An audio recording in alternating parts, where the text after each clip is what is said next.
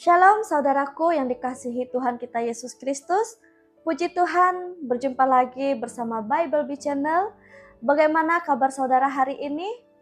Saya selalu berdoa saudara dalam keadaan sehat dan selalu diberkati Tuhan. Saudaraku yang terkasih di dalam Tuhan kita Yesus Kristus, hari ini saya mau membagikan sebuah video kesaksian dari seseorang yang sangat berpengaruh, di mana dia adalah seorang tokoh agama yang kini sudah percaya kepada Tuhan Yesus.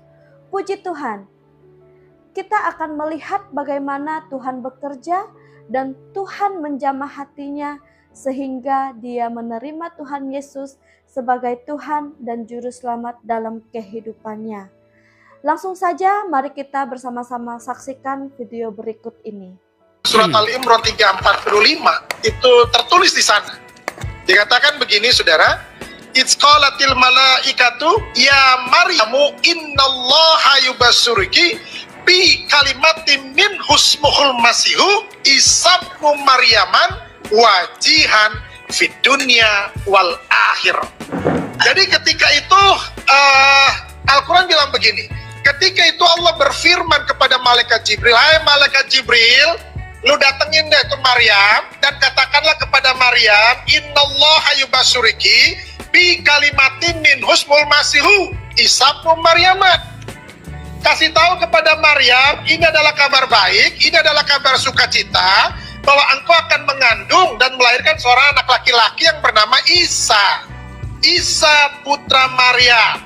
Dan sudah tertulis namanya Isa, bukan yang lain. Isa putra Maryam. Siapa dia? Dia itu adalah wajihan fid dunya wal akhirah. Dia penguasa dunia akhirat, saudara. Ini pribadi yang luar biasa, saudara.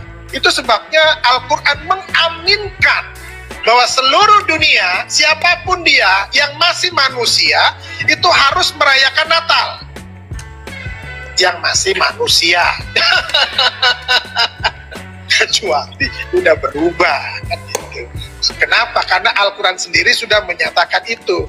Kok Al-Quran menyatakan itu ya? Yes, ini hal yang sangat penting. Kenapa yang dibawa? Keselamatan dunia ini. Manusia itu butuh keselamatan. Ketika manusia itu butuh keselamatan, apa yang harus dia lakukan? Dia harus mencari keselamatan itu. Bagaimana caranya mereka mencari jalan keselamatan itu? Ada yang rambutnya dibotakin supaya kudus, ya kan? Ada yang harus menghadap ke arah mata angin, karena di sanalah ada Tuhannya untuk selamat. Lalu ada juga yang harus mengorbankan korban untuk selamat, harus bawa sesajen untuk selamat. Nah, kalau di dalam Yesus itu nggak butuh yang kayak gitu-gitu. Justru ketika manusia tidak menemukan jalan keselamatan itu, apa yang harus mereka lakukan? Mereka harus mencari yang namanya sirotol mustaqim, jalan keselamatan itu penting bagi manusia. Kenapa? Karena di dalam dunia ini cuma dua tempat, surga atau neraka. Nah, semua manusia pengennya ke surga, betul ya? Tapi ingat, kalau mau ke surga, harus kenal sama yang punya surga. Kalau kagak kenal, ya mikir aja sendiri kan. Makanya, dia harus hadir ke dunia ini, Tuhan harus jadi manusia. Kenapa? Karena dia sudah mengirim rasul-rasul, sudah mengirim nabi-nabi, tetapi manusia tetap keras kepala. Gak bakalan gue mau. Pokoknya gue mau suka-suka gue, semau gue katanya kan. Lalu bagaimana? Ini Tuhan ini punya kasihnya begitu luar biasa. Yang tadi sudah disinggung, karena begitu besar kasih Allah. Apa yang Tuhan mau lakukan? Ini manusia ini harus, semuanya ini harus masuk surga.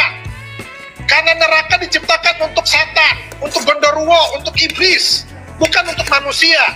Manusia ditempatkan semuanya masuk surga. Amin. Tapi yang bagaimana dulu? Nah, itu kemauannya Tuhan, itu hatinya Tuhan. Tuhan mau semua manusia itu masuk surga. Bagaimana caranya untuk Tuhan menyelamatkan manusia? Dia harus jadi manusia. Kenapa harus jadi manusia? Karena yang diselamatkan manusia, bukan monyet. Kalau yang diselamatkan monyet, ya otomatis dia harus jadi monyet dengan bahasa monyet. Tapi yang diselamatkan manusia, itu sebabnya dia harus jadi manusia. Makanya ada yang bilang, Tuhannya orang Kristen melucu jadi manusia. Suka-suka dia. Dia mau jadi apa ke suka-suka dia. Ya puji Tuhan, yang diselamatkan target utamanya adalah manusia, maka dia harus jadi manusia dengan bahasa manusia, dengan gaya hidup seperti manusia. Nggak mungkin dia datang sebagai roh. Kenapa? Ngeri. Ada suara nggak ada wujud. Budi, ada suaranya, tapi nggak ada wujudnya. Bahaya kan ini? Nggak mungkin juga dia tiba-tiba datang, cring, jadi manusia dewasa. Kenapa? Karena manusia selalu mencari silsilah. Dia anak siapa? Bapaknya siapa? Tapi ada tuh yang model kayak gitu, Bang. Ada ya? Mr. Bean. Nah, tuh, Jatuh. itu manusia nggak jelas. Maka hidupnya juga nggak jelas. Yesus harus jadi manusia dengan bahasa manusia. Tujuannya cuma satu, manusia harus diselamatkan dan dibawa ke surga. Makanya ini manusia yang sangat suci. Al-Quran bilang begini, saudara. Di dalam Quran surat Maryam 19 ayat 19 dibilang begini, Qala innama ana rasulu rabbika li'ahaba laki gulaman zakiyya. Artinya begini, ketika malaikat Jibril diutus oleh Allah kepada Maryam, Jibril bilang begini, sesungguhnya aku hanya utusan Allahmu, aku hanya utusan Tuhanmu. Ini kata Jibril. Untuk apa? Untuk menyampaikan anugerah kepadamu. Apa anugerahnya? Seorang anak laki-laki yang suci. Artinya, Yesus ini bukan manusia berdosa dan tidak ada dosa di dalam hidupnya. Itu sebabnya dia harus menyelamatkan. Kenapa dia harus menyelamatkan? Karena dia nggak berdosa. Yang bisa menyelamatkan manusia adalah orang yang nggak berdosa. Contoh, kalau saudara punya hutang, siapa yang harus bisa membayarnya? Tentunya orang yang nggak punya hutang dan bersih dari hutang. Kalau lu masih punya hutang, lu lalu mau bayarin orang yang punya hutang, gigi lu. Kenapa harus gigi? Lu aja masih punya hutang. Lu mau bayarin hutang gue? Yesus itu bisa menyelamatkan. Kenapa? Itu sebabnya dia disebut sebagai juru selamat. Kenapa disebut sebagai juru selamat? Karena dia tahu keselamatan. Orang itu nggak bisa disebut sebagai juru bicara kalau ngomongnya kagak jelas. Assalamualaikum, Mama Imu. Lo bagaimana dia disebut sebagai juru bicara? Mama Imu yang Mama Aya malam ini Aya mau menyampaikan pesan dari Bapak Presiden. Lah, nggak bisa disebut sebagai juru bicara model begini, saudara. Amin. Yesus disebut sebagai juru selamat. Kenapa? Karena dia tahu jalan keselamatan. Haleluya. Nggak ada lain lagi. Di bawah kolong langit ini tidak ada nama lain yang dapat menyelamatkan seisi dunia. Itu sebabnya dia harus turun ke dunia ini. Kisah Para Rasul pasal 4 ayat 12 mengatakan demikian. Dan keselamatan tidak ada di dalam siapapun juga selain di dalam Dia. Sebab di bawah kolong langit ini tidak ada nama lain yang diberikan kepada manusia yang olehnya kita dapat diselamatkan. Saudaraku yang dikasihi Tuhan kita Yesus Kristus, kita tahu bahwa manusia sejak dulu selalu mencari keselamatan.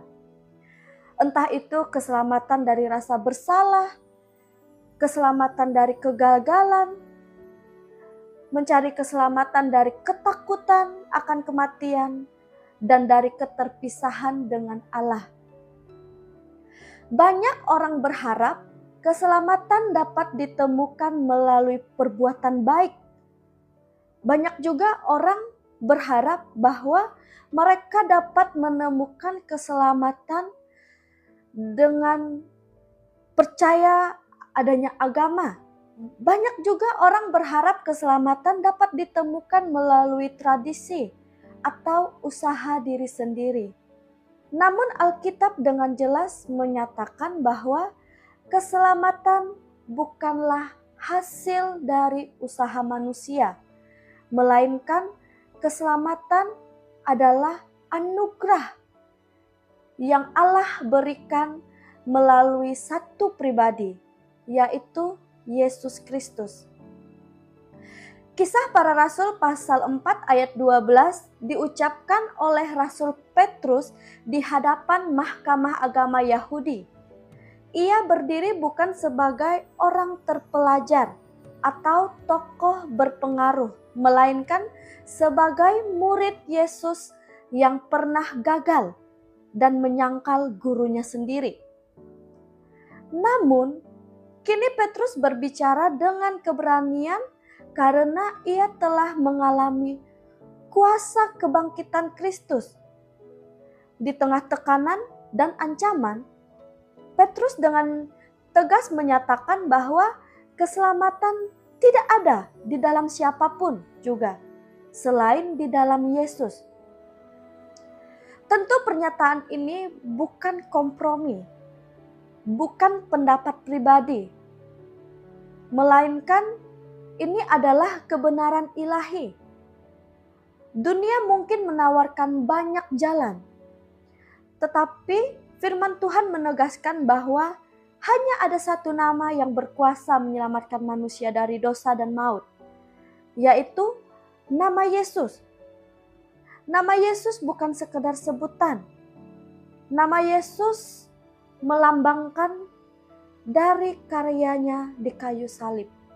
Dia yang mati menggantikan manusia berdosa. Dan dia yang bangkit mengalahkan maut. Dan dia yang membuka jalan pendamaian antara Allah dan manusia. Saudaraku yang dikasihi Tuhan kita Yesus Kristus, ayat ini adalah undangan kasih dari Allah. Keselamatan tidak harus dicari dengan usaha berat atau kesempurnaan hidup. Karena Allah sendiri telah menyediakan jalan itu melalui Yesus Kristus. Setiap orang yang percaya kepadanya menerima pengampunan dosa dan hidup yang baru. Keselamatan bukan tentang seberapa baiknya kita, tetapi keselamatan berbicara tentang betapa besar kasih Allah terhadap hidup kita. Dan ayat ini juga meneguhkan iman kita bahwa dasar keselamatan kita kokoh di dalam Kristus. Sekaligus ayat ini mengingatkan kita untuk hidup setia dan berani bersaksi. Jika Yesus adalah satu-satunya jalan keselamatan, maka hidup kita seharusnya memuliakan Dia melalui perkataan, melalui sikap kita, dan kasih kita kepada sesama manusia. Jadi saudaraku yang dikasihi Tuhan kita Yesus Kristus, saat ini kita hidup di dunia yang penuh kebingungan dan banyak suara-suara yang dapat membuat kita menjadi takut, menjadi ragu, dan menjadi bimbang. Tetapi ingatlah, firman Tuhan hari ini berdiri teguh menyatakan bahwa keselamatan bukan soal agama. Keselamatan bukan soal moral. Keselamatan bukan soal tradisi, tetapi keselamatan adalah tentang pribadi, yaitu pribadi Yesus. Pribadi Yesus Kristus.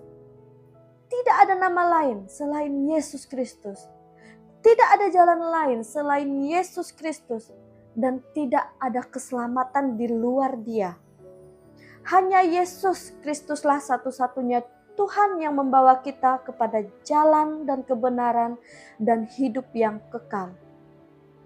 Kiranya renungan ini dan kesaksian yang sudah kita saksikan ini meneguhkan iman kita dan mengingatkan kita bahwa keselamatan sejati hanya ditemukan di dalam Dia yang hidup dan berkuasa selama-lamanya. Amin. Puji Tuhan. Saya mengucapkan terima kasih kepada saudara yang selalu setia dan terus mendukung Bible Bee Channel. Dukung terus Bible Bee Channel dengan cara like, komen, dan subscribe, dan juga share kepada sahabat dan rekan-rekan saudara, agar melalui dukungan saudara Bible Bee Channel dapat terus memberitakan kabar baik melalui kebenaran-kebenaran firman Tuhan, dan juga dapat memberikan kesaksian-kesaksian yang akan menguatkan iman percaya saudara di dalam Tuhan kita Yesus Kristus.